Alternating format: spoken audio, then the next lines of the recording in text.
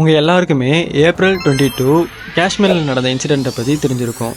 அப்படி யாருக்காச்சும் தெரியல, ஃபுல்லாக தெரிஞ்சுக்கணும்னு நினச்சிங்கன்னா இந்த வீடியோ ஃபுல்லாக பாருங்கள். காஷ்மீரில் பஹல்ஹாம்ன்றது ஒரு பெஸ்ட்டு டூரிஸ்ட் ஸ்பாட்டுன்னு சொல்கிறாங்க. பஹல்ஹாம்லேயே ஒரு பெஸ்ட்டு டூரிஸ்ட் பிளேஸ்னால் எதுன்னு பார்த்தீங்கன்னா இந்த பைசரன் வேலி தான். இந்த பைசரன் வேலியில் நம்மளால் வண்டிலாம் யூஸ் பண்ண முடியாது. அங்கே லோக்கல் யூஸ் பண்ணுற ஹார்ஸ் மூலியமாக தான் அங்கே ஃபுல்லாகவே ட்ராவல் பண்ண முடியும். கரெக்டாக ஏப்ரல் 22 அப்போது எப்பயும் போல் டூரிஸ்ட்லாம் அந்த பிளேஸை விசிட் பண்ணின்னு இருக்கும்போது பைன் ஃபாரஸ்ட்லேருந்து ஒரு 5-6 அன்னோன் பர்சன்ஸு இந்தியன் மிலிட்ரி ட்ரெஸ்ஸை போட்டுக்கிட்டு கையில் AK-47 கன்னோட வெளியே வந்தாங்க. டூரிஸ்ட்லாம் இவங்களை பார்த்த உடனே சரிங்க, காஷ்மீரில் மிலிட்ரிலாம் இருக்கிறது நார்மல் தானேன்னு சொல்லிட்டு அவங்களும் அப்படியே விட்டுட்டாங்க.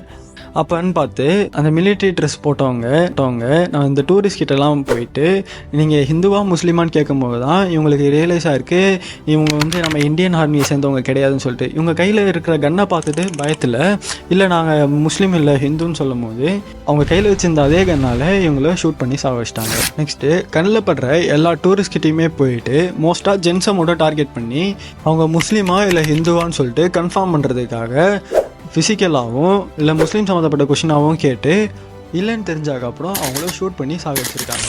ஓவராலாக 26 பேரை ஷூட் பண்ணி சாகடிச்சிருக்காங்க.